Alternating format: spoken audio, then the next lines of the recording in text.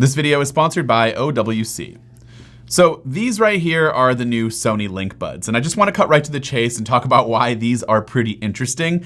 It should be really noticeable here. There's a hole in the center of it. They look unlike anything that I've ever seen before when it comes to a pair of true wireless headphones, and so they're definitely worth talking about. And we're going to probably put them up against the AirPods 3, but it's not going to be a traditional one-to-one comparison, because at the end of the day, if you were to ask me which one you would recommend, it's going to be based off of the products that you use. For me, AirPods just make sense, especially when it comes to the Apple ecosystem integration. It's just far too convenient to be able to just switch to another device, like going from my iPhone to my MacBook, and the AirPods just follow with you. They automatically join and connect to the next new device that you're on. So if you don't care about that aspect, then the rest of this video will help break down some of the cool features that you get with the LinkBuds and how they stack up against Apple's AirPods. The LinkBuds come in a tiny box, and inside of that tiny box is this tiny case holding the tiny earbuds inside. It's actually quite jarring at how small all of this really is, especially the charging case and the overall footprint in general. But when you open it up, you'll see these LinkBuds with the interesting design right inside. So you're wondering why the hole in the middle of the earbud? Well, these earbuds were designed with a unique open ring driver that links your content and what's happening in your surroundings. Basically, it's the all-natural version of having transparency mode on at all times. You can listen to music at a normal volume and be able to hear the important things that might be happening around you. I like to think that these are probably good for those who are walking in city streets or busy environments, riding your bike in the city, etc. Maybe you're listening to music in an office, but you don't want to fully drown out your coworkers because then it might think you're fully ignoring them, especially if they're trying to get your attention. Whatever the case may be, I don't know how you're going to use it, but you'll have the ability to hear your content as well as people around you.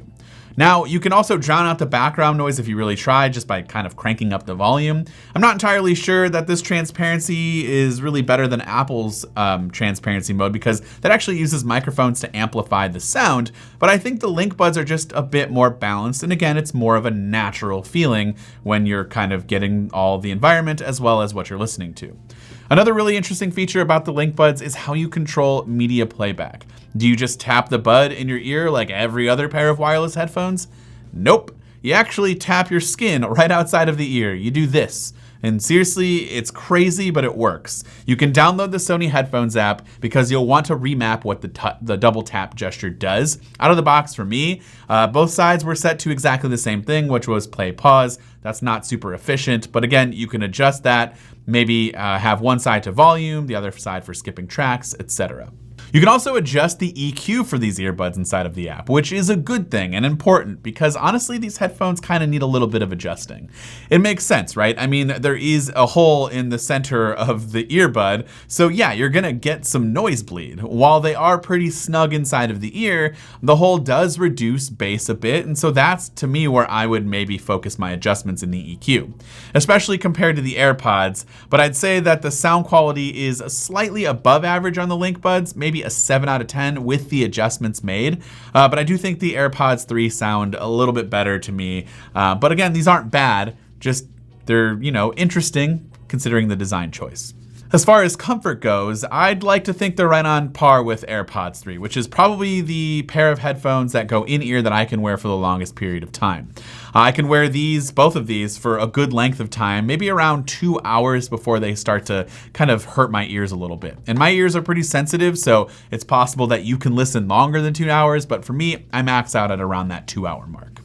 Now, battery life, on the other hand, is rated to last only a total of 23 hours with the LinkBuds. You get 5.5 for the earbuds themselves, and then an additional 17.5 from the charging case.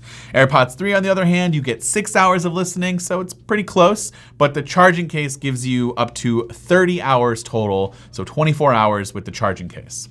I mean, it makes sense given the difference in size between these two cases. These are a little bit larger, so they're gonna be able to hold more battery. Lastly, for those wondering what each headphone sounds like when it comes to call quality, here's a recording of what each microphone sounds like, so let me know in the comments down below which one is your favorite.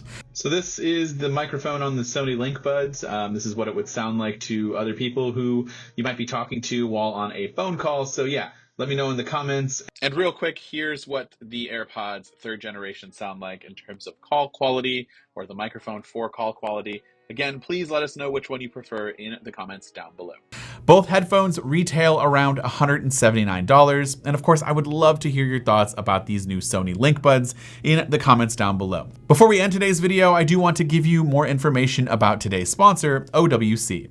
If you just recently picked up a new Mac and are looking to expand ports, then the OWC Thunderbolt Hub, which is now available for new M1 Macs and all Thunderbolt 3 equipped Macs, is going to be a great option. The OWC Thunderbolt Hub offers the new Thunderbolt hubbing technology. You can now have 4 Thunderbolt ports plus 1 USB port on your new Apple M1 Mac, an Intel Mac with Thunderbolt 3, or any Thunderbolt 4 PC with this compact hub. You can now connect and charge any device with a USB-C or USB-A connector, support up to 2 4K displays or a single 5K, 6K, and 8K display, add high-performance storage, including NVMe solutions, and generally make your workflow work for you by adding AV mixers, phones, or tablets, even desktop accessories, all through one single Thunderbolt port.